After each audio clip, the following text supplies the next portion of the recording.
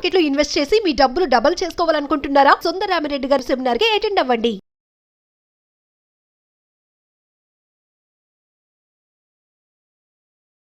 నమస్కారం సుందరరామిరెడ్డి గారు. నమస్తే సార్.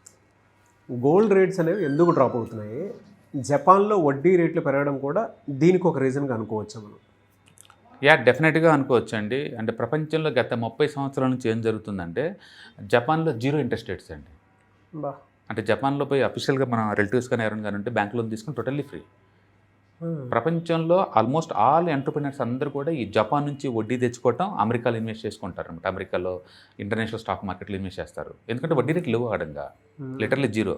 అలాంటిది జపాన్ మొన్న వాళ్ళ పాలసీని షిఫ్ట్ చేసి పడేసింది. ఇప్పుడు మినిమం అక్కడ 1% వడ్డీ రేట్లు పెంచింది.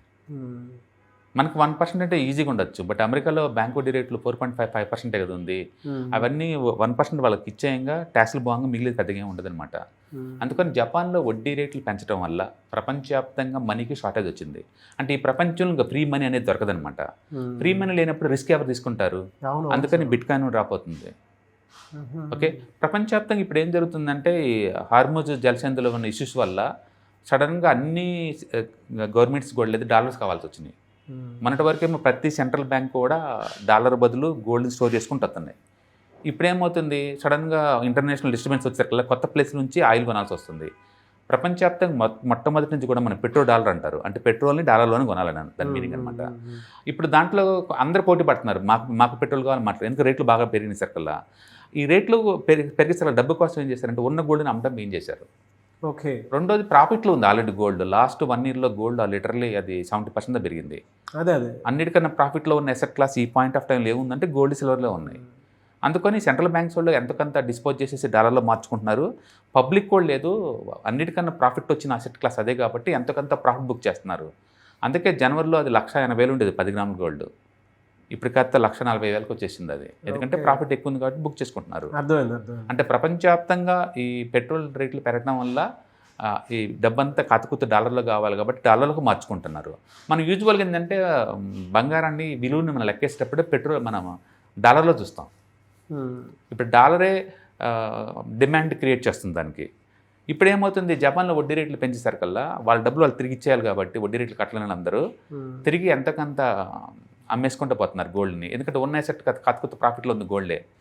అండ్ బిట్ కాయిన్ కూడా 1 ఇయర్లో ఉందండి. బిట్ కాయిన్ లాస్ట్ 1 ఇయర్లో 32% డ్రాప్ అయింది.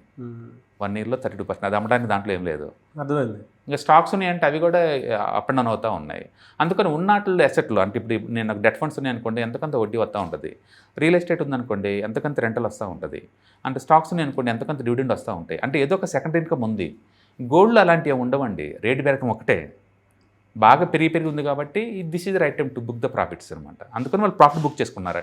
ఆ లెక్కన ప్రపంచవ్యాప్తంగా ఈ గోల్డ్కి ప్రాఫిట్ బుకింగ్ చేసుకున్న వాళ్ళు ముందుంట్లో ఉండటం వల్ల అది పట్టణం స్టార్ట్ అవుతుంది. అంటే జపాన్లో వడ్డీ రేట్లు పెరగడం కూడా ఒక రీజన్ అయి ఉండొచ్చు. బట్ అన్నిటికన్నా మించి అమెరికన్ ఎకానమీ చాలా స్ట్రాంగ్గా ఉంది. అమెరికా ఎకానమీ ఎంత స్ట్రాంగ్ అంటే కోవిడ్ కాంచి ఇప్పటి వరకు ఈ 5 ఏళ్ళలో సంపాదన అమెరికా స్వతంత్రం వచ్చిన 250 సంవత్సరాలు సంపాదిందో పోల్చుకుంటే డబల్ అండి. మొత్తం సంపాదనతో పోల్చుకుంటే 5 ఏళ్ళు సంపాదించింది డబుల్ అనమాట. అంత ఎక్కువ సంపాదిస్తున్నారు.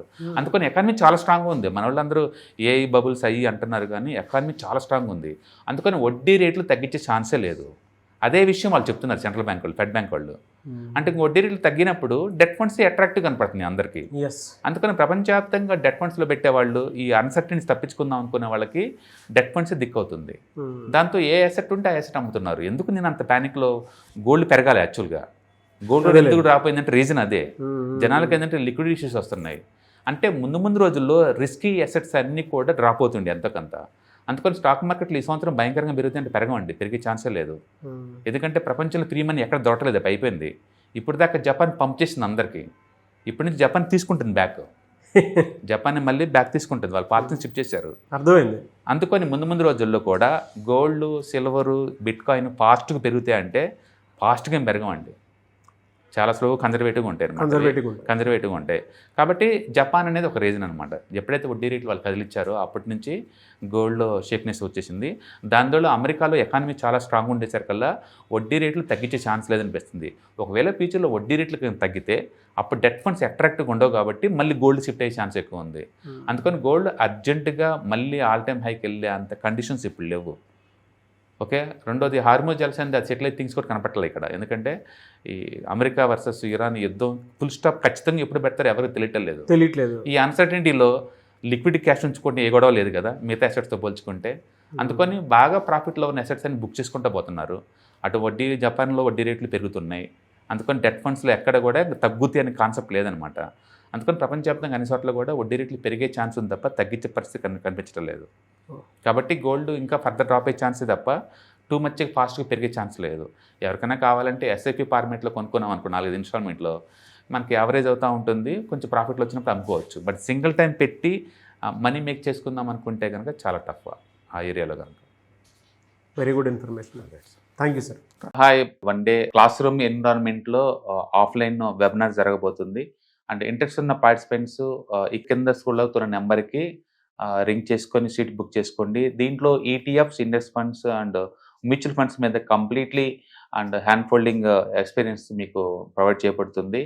దీని ద్వారా ఏంటంటే మనం అసెట్స్ని స్టాక్ మార్కెట్లో ఎలా మేనేజ్ చేసుకోవాలి, ఎలా గ్రో చేసుకోవాలి, ఎలా ప్రొటెక్ట్ చేసుకోవాలో అంటే ప్రాక్టికల్గా నేర్చుకుంటారు. కాబట్టి ఇంట్రెస్ట్ ఉన్న పార్టిసిపెంట్స్ కింద స్క్రోల్ అవుతున్న నెంబర్కి పింగ్ చేసి సీటు రిజర్వ్ చేసుకోండి. Thank you.